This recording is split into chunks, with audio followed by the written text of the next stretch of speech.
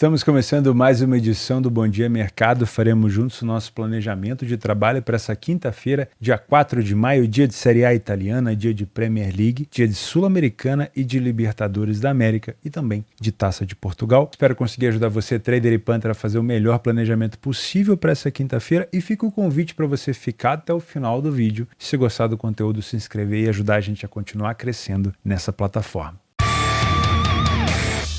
Começamos o nosso planejamento dessa quinta-feira no jogo do Napoli fora de casa contra a Udinese às 15h45. E se você está assistindo esse vídeo na quarta-feira à noite, pode ser que o Napoli já tenha sido até campeão. Nesse momento que eu estou gravando numa terça-feira, 2h55 da tarde. Eu tenho um confronto da Lazio dentro de casa contra o Sassuolo no dia 3, na quarta-feira. Isso significa que, se a Lazio não venceu o Sassuolo, o campeonato acabou. E aqui eu vou fazer uma conta de padaria com vocês. Eu vou trazer aqui a nossa velha calculadora, só para a gente verificar um pouquinho das coisas, para a gente entender o contexto, tá? Vamos voltar aqui na classificação. Olha só, o Napoli tem 79 pontos, a Lazio tem 61 pontos. Antes da Lazio entrar em campo, eu estou fazendo esse vídeo antes da Lazio entrar em campo, a disputa ainda na Série A italiana é de 18 pontos. São 6 partidas, 3 vezes 6, 18. Então, nesse momento, com a Lazio com 61 pontos e o Napoli 79 menos 61, nós temos exatamente 18 pontos de diferença, tá? Então, nesse exato momento, o máximo que a Lazio consegue é empatar em número de pontos com o Napoli. E nessa temporada específica da Série A italiana, pela primeira vez, se eu não me engano, se as equipes terminarem empatadas, não tem saldo de gol,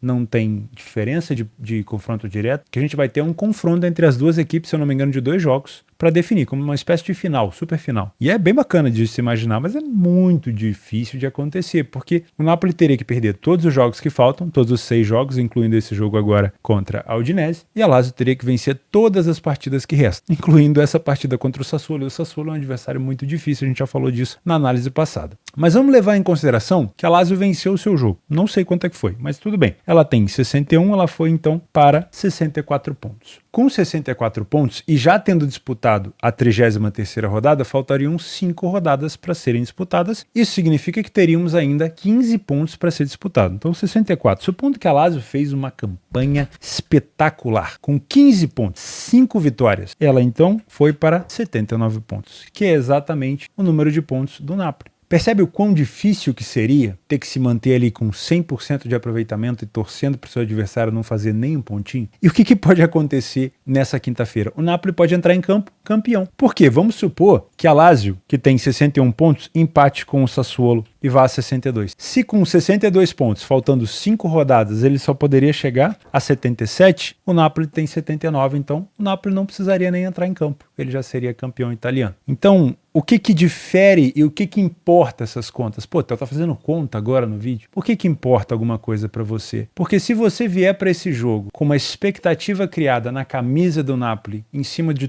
tudo que o Napoli fez na competição, mas esquecer que talvez a Lazio já tenha vacilado, você pode precificar a saúde do Napoli de uma maneira equivocada. Porque se o Napoli entrar campeão, dificilmente ele vai se esforçar tanto assim. Ele vai dar tanto de si durante o jogo para poder cumprir algum tipo de aposta que você tem, de expectativa que você tem para ele. Então preste muita atenção. Você que vai fazer esse jogo do Napoli, se a Lazio não venceu o Sassuolo, muita cautela com o que você vai vir buscar por aqui. Porque se a Lazio não venceu o Sassuolo, o Napoli já é campeão dessa temporada 2022-2023, tá bom? Não foi campeão em casa contra a Salernitana, mas seria campeão, né? Se a Lazio não venceu o Sassuolo na casa da Udinese, beleza? Então vamos utilizar rapidinho o PDF de apoio pra gente ver como vem essas duas equipes. O Napoli com quase 90% de vitória fora de casa é uma coisa absurda? É uma coisa absurda. A campanha fora de casa na maioria das competições europeias, também posso citar aqui na Sul-Americana, é nivelada por baixo. A gente já viu grandes equipes que têm um peso de camisa absurdo, uma tradição absurda, dentro de casa passar o rodo, mas fora de casa não consegue ter uma campanha tão competente como a Napoli. Na verdade, eu posso dizer que poucas são as equipes que dentro de casa conseguiriam ter a campanha que o Napoli tem fora de casa. Então isso aqui, cara, a gente já falou disso numa análise anterior, que a gente tem que exaltar o que o Napoli fez na Série A italiana esse ano. É uma coisa absurda. Caiu o ritmo? Caiu, lógico. Você quando abre 18 pontos de vantagem para o segundo colocado, depois de tanto tempo sem ser campeão, mas lógico que cai o ritmo, bate um comodismo, né? Bate uma situação assim, já foi, né? Só basta saber quando, mas que já aconteceu. Já aconteceu. Então tem que ser exaltado. Foi uma campanha assim espetacular do Napoli. Talvez eu esteja gravando esse vídeo e o Napoli já tenha sido campeão. Então, de fato, eu estou aqui parabenizando o Napoli. Mas será campeão, né? Talvez não nessa rodada, mas certamente na próxima. Mas eu acho até provável que a Lazio se complique também contra o Sassuolo, porque é um adversário muito, muito chato, tá? Então, quase 90% de vitória. Saiu na frente em quase 70% dos jogos fora de casa. Falhou pouquíssimo em marcar e sofreu 8 gols apenas. Uma média de meio gol sofrido por jogo fora de casa. Excepcional. A Udinese é um time cascudo, é um time chato. Teve excelentes momentos ali com o Deulofeu e com o Beto. Aí sofreu uma lesão o Beto. Depois não conseguiu manter uma consistência tão boa. Chegou a dar muito trabalho no início do campeonato, mas não conseguiu manter o ritmo. 33% de vitória em casa é baixo. Saiu na frente próximo de 50%. Para dentro de casa também é um número baixo. Falhou pouco em marcar. Isso é uma situação bacana. Mas é uma equipe que sofre gol com bastante frequência, o dobro de gols da equipe do Napoli. Porém, no primeiro tempo eu não consigo ver superioridade assim suficiente do Napoli. Por mais que eu tenha uma equipe que vença um pouco mais e que tome menos gols, né, que não tenha nenhuma derrota, eu ainda tenho uma Udinese que pode ameaçar muito o adversário, que pode criar muito perigo. Então toma um pouco de cuidado por aqui, tá? 20% de derrota é um número maior do que zero, obviamente, mas uma equipe que marca 15 gols igual ao seu adversário tem que ser respeitado. Óbvio que defensivamente a Udinese peca muito. Assim como no segundo tempo. Eu continuo tendo um Napoli superior no número de vitórias, com o número de derrota bem controlado, mas eu tenho uma correção da Udinese em relação à quantidade de gols sofridos. Uma equipe que tomou 10 gols no primeiro tempo começa a tomar menos, reduz também um pouquinho o número de gols marcados, mas continua marcando mais do que 10 gols. Então, por mais que eu veja ainda alguma superioridade do Napoli, eu preciso sempre manter uma cautela, porque o time da Udinese não é bobo, não briga por absolutamente nada na competição, não será rebaixado, também não tem chance de pegar a vaga europeia, mas é um time chato. Porém, o que conta a favor do Napoli? É um pai. Nos últimos jogos, o Napoli tem sido um grande pai para a Udinese. São 5 vitórias seguidas, inclusive das últimas duas vezes que visitou a Udinese fora de casa, 4-0 e 2-1, tá bom? Mas a Udinese vem um tempinho sem perder dentro de casa no geral. Se você é trader, primeiro de tudo me responde, qual foi o resultado da Lazio? A Lazio perdeu ou empatou esse jogo contra o Sassuolo na quarta-feira? Se sim, muito cuidado. Por mais que eu tenha o Napoli com posse, animado, entusiasmado, talvez eu não tenha o Napoli tão concentrado, porque pode ser que ele tenha ali numa noite anterior, na quarta-feira à noite, comemoração nas ruas de Nápoles. Nápoles não está lá para comemorar junto, mas pode ter tido ali comemoração onde eles estão concentrados, né? Os jogadores, alguns focados, outros nem tanto, dentro de campo, então muito cuidado, tá? Talvez para você trabalhar essa correção de preço um pouco mais tranquilo, seja melhor que a Lazio tenha vencido o seu jogo, para que eu tenha um Napoli entrando ali de salto mais baixo, tentando fazer o seu trabalho. Gosto de pensar nesse lei equipe em campo na Udinese, caso a Lazio tenha vencido o jogo, para que eu tenha um Napoli ainda precisando fazer o dever de casa. E o que é fazer o dever de casa aqui? É pelo menos empatar contra a Udinese. Porque se empatar contra a Udinese, iria a 80 pontos. E lembra que a Lazio só consegue chegar a 79, fazendo ali os 100% de aproveitamento. Então, se a Lazio venceu o Sassuolo, basta o Napoli empatar com a Udinese. Se você é Panther, isso tem que contar também na sua precificação. Qual foi a resposta dessa pergunta? A Lazio venceu o Sassuolo? Sim, venceu o Sassuolo. Beleza. Então a gente tem agora um pouquinho de expectativa de que o Napoli levará essa partida a sério. Beleza? Se a Lazio não venceu o Sassuolo, cuidado com a sua precificação, tá bom? Então eu te indico ficar de olho nesse empate anula ou nessa dupla chance do Napoli, caso a Lazio tenha vencido o Sassuolo, para obrigar o Napoli a pelo menos empatar esse jogo. Se isso não tiver acontecido, eu não te indico o mercado de resultado. Das últimas vezes que eles se enfrentaram, 3-2, 2-1, 4-0, 5-1 e 2-1. Então eu gosto muito de pensar primeiro no over 1,5. Acho que é um mercado um pouco mais seguro por aqui, porque a Udinese pode querer complicar a vida do Napoli e o Napoli ter que empatar o jogo, tá bom? Pode ser um jogo de festa pro Napoli? Pode. O que é um jogo de festa? Pode ser um jogo que ele se empenhe muito para ganhar, para terminar ali com um título, né? Para terminar o título com uma vitória, ou pode ser um jogo onde o Napoli, naquela festa toda, cague e ande para marcação, para ocupação de espaço, para recuperação de resultado, enfim, que seja um jogo de trocação franca. E aí é sempre muito bom para gols, tá bom? Então gosto de pensar nesse over 1,5. Em relação a ambas marcas, a gente teve 1, 2, 3, 4 vezes. O mercado não acredita acredita tanto, com uma odd de 1,80, se você é mais ousado, pode ser interessante. Lembrando que nas estatísticas a gente viu um Napoli muito sólido defensivamente, mas isso aqui é o campeonato inteiro e não o momento onde o Napoli já chega praticamente campeão. E ele pode ter ali uma redução de ritmo, uma desconcentração por esse fato. Não é à toa que sofreu um gol da Salernitana no finalzinho do jogo dentro de casa na última rodada. Beleza? Então, se a Lazio venceu, gosto de pensar em alguma coisa a favor do Napoli. Se a Lazio não venceu o jogo, aí eu não iria no mercado de resultados, só pensaria no mercado de gols. Vá um pouco além na sua análise, porque pode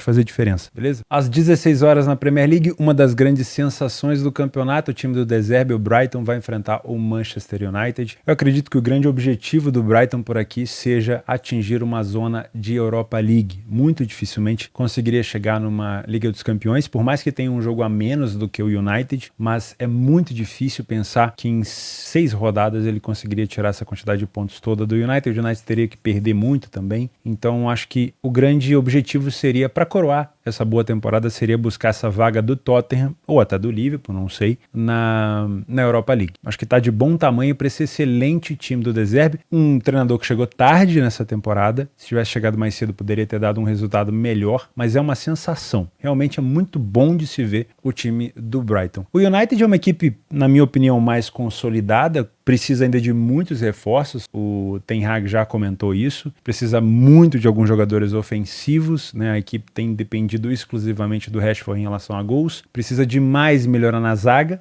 né? A gente já sabe, se lesiona ali Varane e Lisandro Martinez, como aconteceu, a gente fica refém, né? O United fica refém do Maguire. Não sei até que ponto o De Gea conseguiria também continuar como goleiro do United. Tem momentos que acaba sendo um goleiro espetacular, tem momentos que falha de uma maneira meio grotesca. Então, enfim, eu sou fã do De Gea, mas quando ele junta ali com o Maguire, a gente já comentou disso, a situação não fica muito boa. Então, para as próximas temporadas, é muito provável que a gente veja um United um pouco mais modificado com o Ten Hag, né? Afinal de contas, ele chegou ali naquela confusão toda do Cristiano Ronaldo e tudo mais. Como mandante, o Brighton tem 8 vitórias em 15 jogos e nas últimas 10 partidas perdeu apenas um jogo. Porque, se eu não me engano, esse último confronto que eles fizeram aqui na semifinal da FA Cup foi em partida neutra, tá? Foi em local neutro. Isso significa que o Brighton é um time muito forte em casa e a última derrota que ele teve nesses 10 jogos foi contra o Fulham. E eu vou ser sincero com vocês, ele amassou a equipe do Fulham. O Fulham marcou um gol de contra-ataque, acho que foi o Solomon que fez o gol de contra-ataque, do nada. Aquele famoso gol, com perdão da palavra, da bunda. Porque o Brighton jogou muito o jogo inteiro, merecia ter até goleado aquele jogo. Inclusive, esse jogo 0-0 aqui com o United, mesmo em campo neutro, também foi um jogo onde o Brighton merecia uma sorte melhor. Falhou várias oportunidades e acabou sendo punido nos penais, né? E aí, obviamente, a gente tem que exaltar a situação aqui do United, que acabou se classificando para mais uma final. Se eu não me engano, o United já foi campeão de uma Copa, né, esse ano. Acho que foi a Copa da Liga Inglesa, se eu não estou enganado, foi. Utilizando o PDF de apoio, aqui a gente pode utilizar, porque são confrontos, obviamente, muito parelhos, né? A mesma competição. Os dois times não se destacam em relação ao número de vitórias. A gente tem que lembrar que o United, fora de casa, demorou a pegar no tranco, né? Na verdade, eu nem sei se pegou de fato no tranco, porque a classificação do United fora de casa aqui é de 7 vitórias em 16 jogos. Uma campanha muito ruim. Lembra da campanha do Napoli que eu comentei com vocês agora há pouco fora de casa? Eu comentei que quase nenhuma grande equipe consegue fazer. Olha o City fora de casa, 10 vitórias em 16 jogos. Olha o Arsenal, 11 vitórias em 17 jogos. O Napoli venceu 15 de 16, se eu não me engano, ou 14 de 16. É absurdo, pô. É absurdo. É muito, muito, muito bom. Então, voltando aqui ao PDF de apoio, as duas equipes muito parecidas em relação a falhar em marcar jogos sem sofrer gol, porém, o Brighton dentro de casa marca mais gols e sofre menos, tá bom? Primeiro tempo é difícil de achar alguma superioridade por aqui, o Brighton não costuma fazer bons primeiros tempos, não vence tanto. O United peca um pouco em relação ao número de derrotas e número de gols sofridos, então a gente tem já um primeiro tempo parelho. Não dá para ficar criando expectativa. Segundo tempo, mesma coisa. O número de gols do Brighton aumenta um pouquinho, o número de gols sofridos reduz um pouco em relação ao primeiro tempo. As vitórias começam a aparecer, mas as derrotas continuam parecidas, que são derrotas em menos quantidade. Porém, o United peca muito mais no segundo tempo em relação ao número de gols sofridos e em relação a derrotas, tá? Então, de novo, tanto no primeiro quanto no segundo tempo, eu não tenho uma superioridade clara do United e nem do Brighton, tá? Porém, Por que essa odd do Brighton em total em 95, se eu já vi que nos números eu não tenho superioridade? Porque o mercado já se tocou que o Brighton é um time excepcional. A gente não está falando aqui de algumas rodadas que o Brighton vem jogando bem e foram lampejos de bom futebol. Não, é um time excepcionalmente bem treinado, que não tem jogadores assim caríssimos, são jogadores, entre aspas, normais ali que o De Zerbi conseguiu encaixar. Obviamente faz boas contratações, não faz maluquice, mas é um time muito organizado e o mercado já sabe disso. Não é à toa que colocou o United fora de casa com uma cotação quase a 4, tá? Se você é trader, eu não criaria viés ao ponto de chegar e falar, não, a camisa do United não deixa a cotação do Brighton ser abaixo de 2. Para mim, eu vou vir para trabalhar lei a pior equipe em campo no Brighton. Cuidado, tá? Porque o Brighton é uma das equipes que propõe jogo, que cria em velocidade, tem boa bola aérea. Muito cuidado. É muito provável que se você vier enviesado só para trabalhar contra o Brighton com essa expectativa no United, você tome algum susto, tá? Sim, se o Brighton quiser só propor jogo, ele vai sofrer nos contra-ataques do United. Mas aí a gente tem um jogo de trocação e jogo de trocação é sempre ruim para match odd. Se você é punter, eu não vejo valor para nenhum dos dois lados por aqui. Não vou te indicar nem o dupla chance do United, nem empate anula do Brighton, nem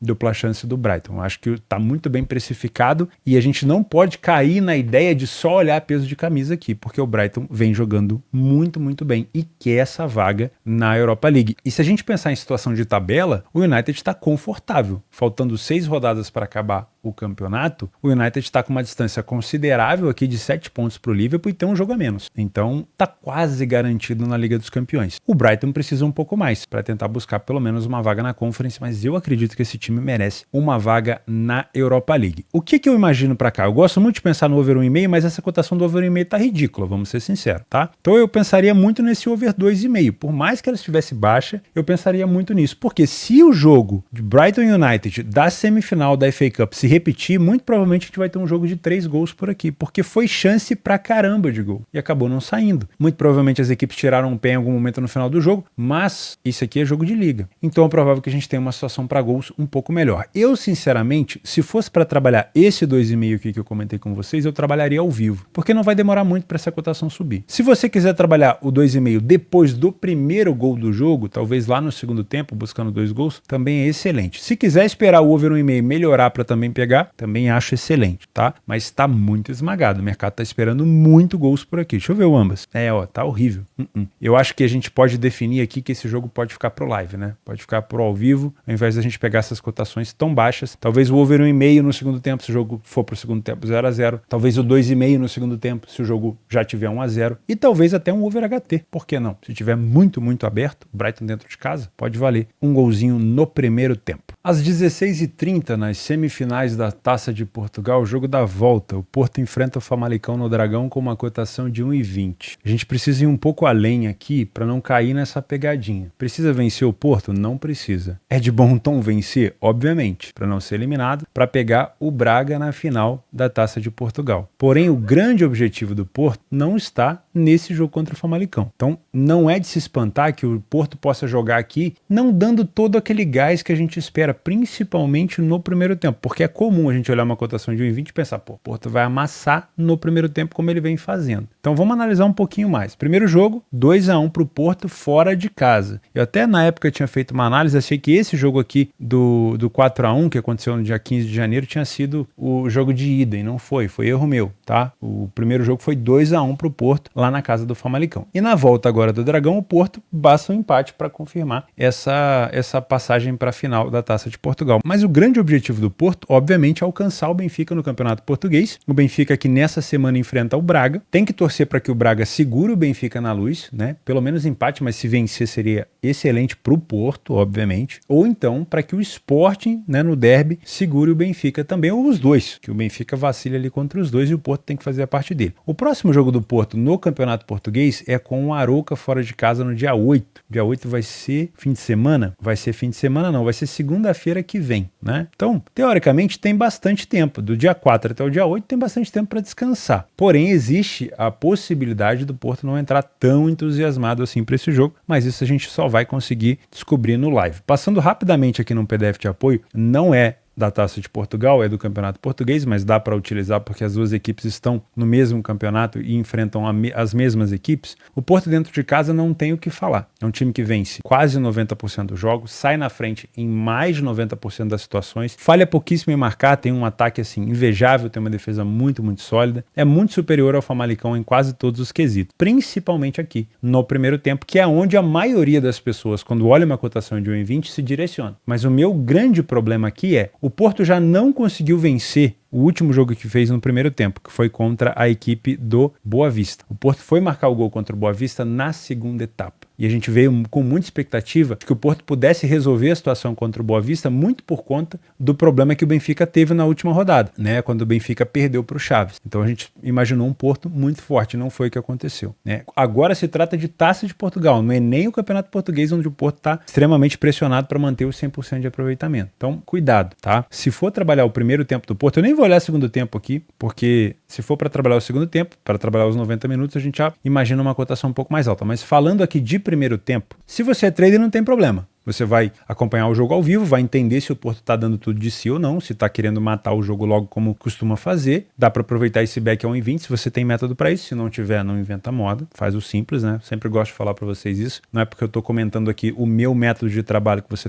deva fazer, mas se você tem método para trabalhar 1,20, provavelmente se você encontrar um Porto superior em campo, esse back favorito no primeiro tempo vai ser interessante. O grande problema é o Porto não precisa da vitória. E aí você tem que dosar essa intensidade. E essa é uma informação extremamente importante para você que é punter. Se você acha essa cotação de 1,20 do Porto esmagada, muito cuidado quando você vir para cá com essa expectativa de primeiro tempo. Assiste um pouco do primeiro tempo para ter essa resposta se o Porto está de fato jogando como a gente espera o Porto jogar no primeiro tempo, que é isso daqui, ó, quase 90% de vitória, não dando chance nenhuma para o adversário, porque o Famalicão é um time que perde bastante no primeiro tempo, vence pouco e toma muito gol e marca pouco. Então, se o Porto demonstrar qualquer superioridade aqui, dá para tentar aproveitar, mas cuidado com a cotação. Não pega pré-live, a minha dica para você, pega no live, de preferência depois de alguns minutos, entendendo que o Porto tá a fim de jogo, tá? Em relação ao mercado de gols, pode ser interessante porque o Famalicão não pode sair daqui sem pelo menos lutar. Ele precisa devolver pelo menos ali um 2-1 para cima do Porto ou 1-0. Se a gente levar em consideração os últimos 5 confrontos, o Famalicão só vem tomando porrada do Porto. 5 derrotas seguidas. Porém, em todos os jogos o Famalicão caiu atirando. Ele fez gol em todos os jogos. Fez um gol só? Não. Teve uma situação que ele fez até 2. Então é plausível se esperar que ambas marcam sim? O mercado não acredita. O mercado ele não acredita. Só que o Porto não precisa vencer e o Famalicão tem que atirar. Se você é extremamente ousado, isso aqui não é uma dica, mas se você é extremamente ousado, pode ser uma oportunidade. A minha dica para você seria aqui, mas eu tenho certeza que essa cotação aqui vai estar esmagada. Que é a mesma odd do Porto, a 1,19. Se for para trabalhar a favor do Porto a 1,19, eu prefiro trabalhar o over 1,5, porque o Famalicão não vai desistir de ir para cima e o Porto vai ter espaço para contra-atacar. Se nos últimos 5 jogos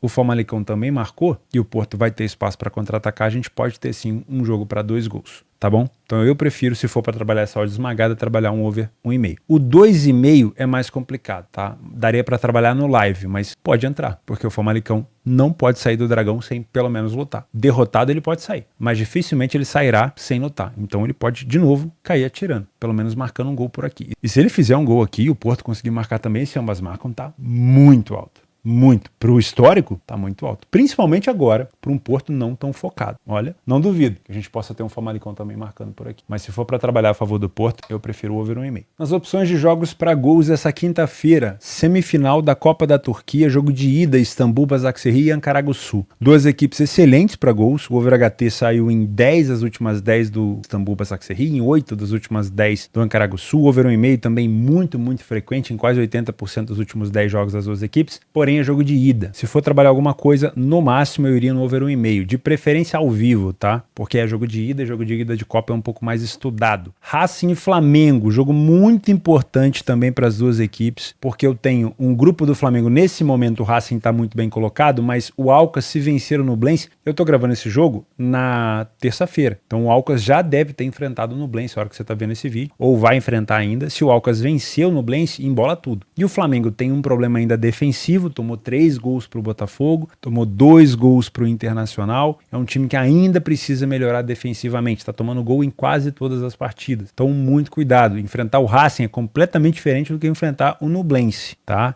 Completamente diferente do que enfrentar o Maringá. E olha que o Maringá ainda marcou 4 gols no Flamengo. Então, o Racing provavelmente vai aproveitar os espaços que o Flamengo provavelmente vai dar e muito provavelmente também a gente vai ter um Flamengo precisando do resultado subindo linhas, indo para cima. Gosto muito nesse jogo parelho de pensar no over 1,5, tá? E se for para trabalhar correção de preço aqui, muito cuidado com os contra-ataques do clube argentino, beleza? E as bolas aéreas também, que geralmente são fatores decisivos aqui no futebol argentino, além do chute de fora da área, que eles têm, que é absurdo também o número de assertividade. Fortaleza, a gente não tem cotação contra o Estudiantes de Mérida, não confunda com o Merda, é Mérida mesmo. E o Fortaleza é líder do grupo, isolado, aqui com 6 pontos em 2 jogos, 6 gols marcados e nenhum gol sofrido. Aqui é jogo, se o Fortaleza quiser, para golear de novo, tá? Então eu gosto muito de pensar no over até 2,5 por aqui. Pode ser interessante. Botafogo e LDU, os dois líderes do grupo A aqui na Sul-Americana. A LDU 6 gols marcados, Botafogo 6 gols marcados. Também acho que pode ser um jogo para gols, tá? O LDU, apesar de não jogar em casa, é um time leve, um time chato de contra-ataque e o Botafogo tá voando também. Então gosto de pensar pelo menos nesse over 1,5. Beleza? Em relação aos jogos extras, na Suécia, nós temos o Malmo enfrentando o Varberg. O Malmo venceu 5 das 5 partidas que disputou nessa temporada. Começou voando o time do Malmo, que é um dos maiores times por lá. Então dá para ficar de olho. Só toma um pouco de cuidado porque é fora de casa. Então dá para tentar buscar principalmente no live. Copa da Dinamarca, Copenhaga e Nordland. Jogo da volta agora. O jogo de ida foi 3-2 para o time do Nordland na casa do Nordland. Inclusive essas duas equipes estão se enfrentando também no campeonato dinamarquês, pau a pau. Então é um confronto provavelmente que já está trazendo uma rixa grande. Então cuidado, tá? Pode ser um jogo para uma vitória do Copenhaga. O Nordland não precisa vencer, precisa só do empate, mas cuidado, que é uma rivalidade grande aqui. Huddersfield e Sheffield, esse jogo imposta muito mais para o Huddersfield e é lá embaixo na tabela, né? Para tentar ficar cada vez mais longe do rebaixamento. O Huddersfield está a 3 pontos do Reading, que é o primeiro da zona de rebaixamento. O Sheffield já praticamente garantiu o acesso na Premier League e não conseguiria ser campeão contra o Burnley. Então tá completamente aqui de boa o time do Sheffield. Pode ser um jogo até para uma possível vitória do Huddersfield, uma dupla chance, mas assiste um pouquinho do jogo para eu não falar besteira, tá? Na Série A italiana, eu tenho um Empoli que precisa da vitória para se distanciar da zona de rebaixamento. O Verona tem 27 pontos, ainda vai jogar o Verona nessa rodada contra a Inter. Não sei quanto é que foi o jogo, mas o Empoli joga contra o Bolonha que não briga mais nada, não consegue nem chegar em competição europeia, mas cuidado porque o Bolonha é um time traiçoeiro, tá? Na Islândia, o líder Víkingur Reykjavik, às 16h15, enfrenta o Keflavik. Faz muito tempo que eu não faço jogo na Islândia, mas o Víkingur é o melhor time por lá praticamente. Foi 4 jogos e 4 vitórias, 8 gols marcados, nenhum gol sofrido. Dá pra ficar de olho aqui nessa vitória do Víkingur. Na Espanha, eu tenho um Bilbao contra o Betis. As duas equipes ainda alimentam chances aqui de competição europeia. Nesse momento o Betis está indo pra Conference, mas daria pros dois times brigarem ainda por essa vaga na Europa League. Então um jogo para correção de preço. E por último, o jogo do Atlético Paranaense contra o Libertad. O Libertad foi 8,80, né? Venceu o Galo no Mineirão. Foi no Mineirão esse jogo? Acho que foi no Mineirão. E perdeu pro Alianza Lima em casa. Ou seja, o líder do grupo nesse momento é o CAP com 4 pontos. O Galo precisa vencer o Alianza Lima. Não sei quanto é que foi esse jogo, né? Tô gravando na terça-feira, como eu falei. Mas é um jogo muito importante. Muito cuidado com as bolas aéreas do Libertad, que é muito forte. Mas o Atlético Paranaense na competição da Libertadores fora de casa é chato, viu? No Brasileirão, às vezes não joga com tanta intensidade. Mas na Libertadores, o vice-campeão Atlético Paranaense é muito chato. Dá pra trabalhar uma correção de preço por aqui também. Bom, é isso. Vou ficando por aqui. Muito obrigado pela sua companhia. Não esquece de participar dos sorteios aqui do canal. Tem vários vencedores ali diariamente. Tem um tutorial aí embaixo para você saber como é que funciona. Fica com Deus, um grande abraço, obrigado pela companhia e até sexta-feira.